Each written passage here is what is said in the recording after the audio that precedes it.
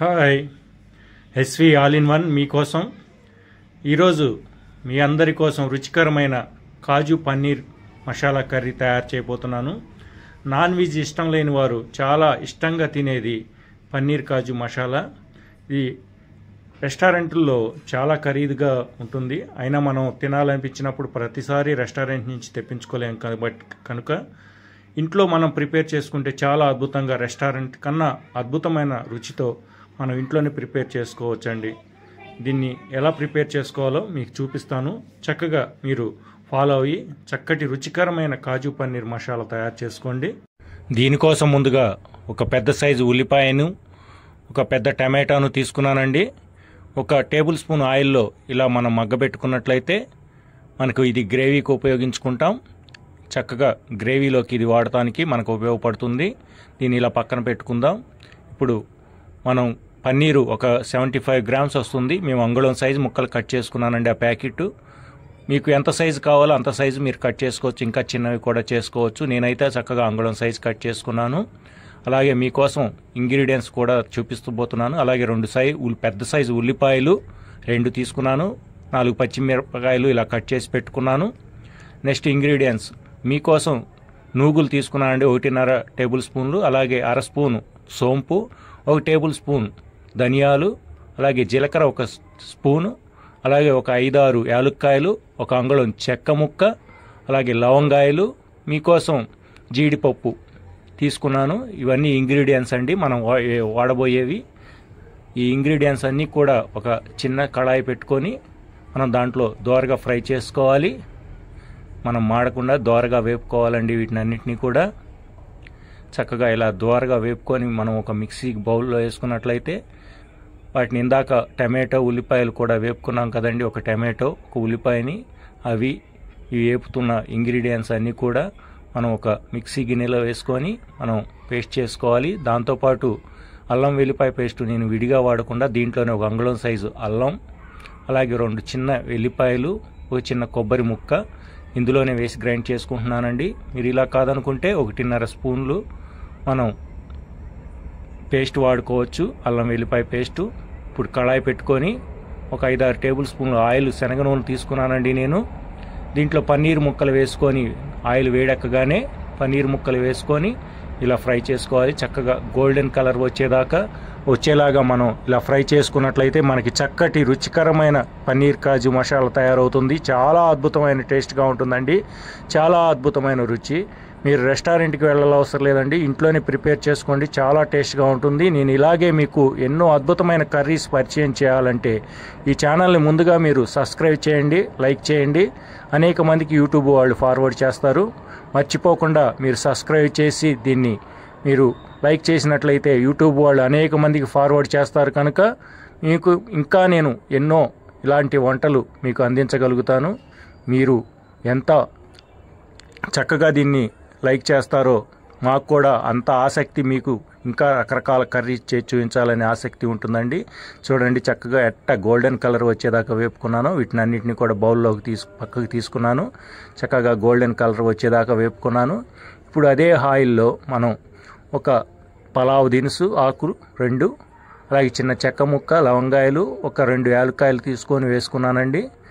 వీటిని నూనె వేడిగానే ఉంది కనుక దీంట్లో ఇప్పుడు ఉల్లిపాయలు మనం వేసుకొని ఇందాక కట్ చేసి పెట్టుకున్న 2 ఉల్లిపాయలు, 4 పచ్చిమిరపకాయలు ఇట్లా గోల్డెన్ కలర్ వచ్చేదాకా మనం ఫ్రై చేసుకోవాలి.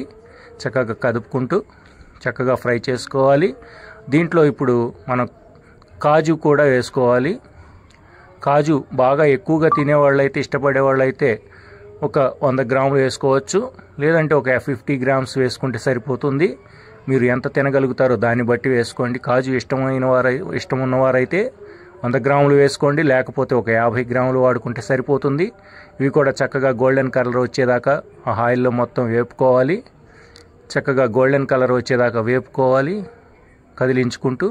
నెక్స్ట్ మనం ప్రిపేర్ చేసి పెట్టుకున్న పేస్ట్, ఇందాక వేపుకున్న టమాటో, ఉల్లిపాయ, అలాగే అల్లం వెల్లిపాయ వేసానండి. ఇంగ్రీడియంట్స్ మీకు చూపించినవన్నీ కూడా మొత్తం పేస్ట్గా చేసి పెట్టాను. ఆ పేస్ట్ మొత్తాన్ని కూడా దీంట్లో వేయబోతున్నాను.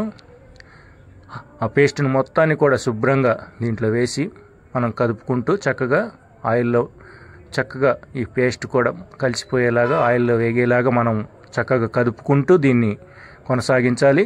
చక్కగా రుచికరమైన మన పన్నీర్ కాజు మసాలా తయారవుతుందండి. ఒక్కసారి మీరు ఇలా ప్రిపేర్ చేసుకున్నారంటే మీరు లైఫ్లో ఇంకా రెస్టారెంట్కి మాత్రం వెళ్ళరండి.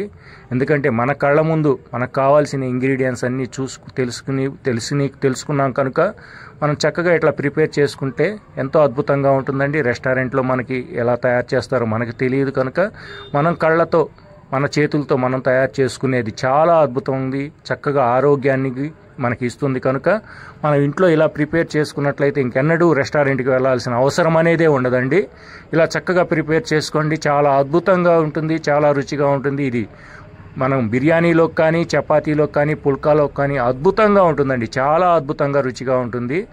చక్కగా ఇలా ప్రిపేర్ చేసుకోండి. అలాగే 1.5 స్పూన్లు నేను కారం వేసుకున్నాను. అలాగే 1/2 స్పూన్ పసుపు కూడా వేసుకుందాం. 1.5 స్పూన్లు కారం వేశాను. అలాగే 1/2 స్పూన్ పసుపు వేశాను. ఇప్పుడు సాల్ట్ కూడా యాడ్ చేసుకుందాం. 2 స్పూన్లు సాల్ట్ వేస్తున్నాను. మీకు చాలదనుకుంటే తర్వాత చూసుకొని ఉప్పు కొంచెం వేసుకోవచ్చు. 2 స్పూన్లు ఉప్పు కూడా వేస్తున్నాను. చాలదనుకుంటే మీరు రుచి చూసుకొని మీకు తగినంతగా కొంచెం సాల్ట్ వేసుకోండి. ఎందుకంటే చపాతీలో కానీ బిర్యానీలో కానీ సాల్ట్ కొంచెం తక్కువ ఉంటేనే టేస్ట్ బాగుంటుందండి. ఇంకా మీకు అద్భుతంగా ఉండాలంటే 1 స్పూన్ నెయ్యి కూడా వేసుకోవచ్చు. అలాగే 1 స్పూన్ చక్కెర కూడా వేసుకుంటే చక్కటి ఇంకా అద్భుతమైన రుచి వస్తుంది.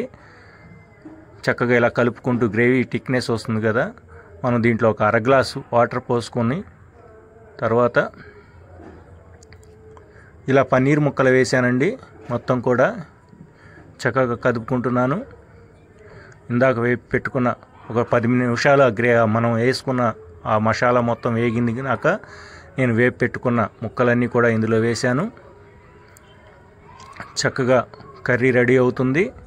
మనం కూర చిక్కపడుతుంది కనుక మనం 1/2 గ్లాసు వాటర్ కూడా పోసుకున్నట్లయితే మనకి చక్కగా రుచిగా ఉంటుందండి. గ్రేవీ చక్కగా చిక్కపడుతుంది కదా. 1/2 గ్లాసు వాటర్ యాడ్ చేశాను.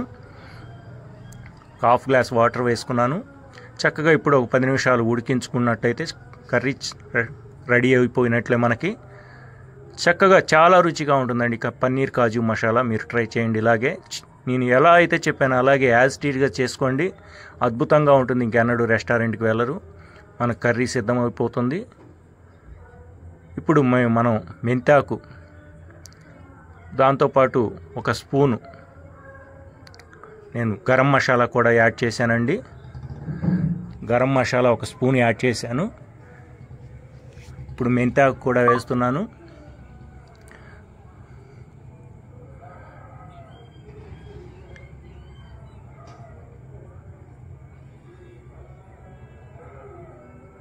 చక్కగా మనం ఇలా కదిలించుకుంటూ గ్రేవీ చిక్కబడుతుంది. మనం ఒక 10 మినిట్స్లో రెడీ అయిపోతుంది. అనగా మనం ఇవన్నీ కూడా వేసుకోవాలి.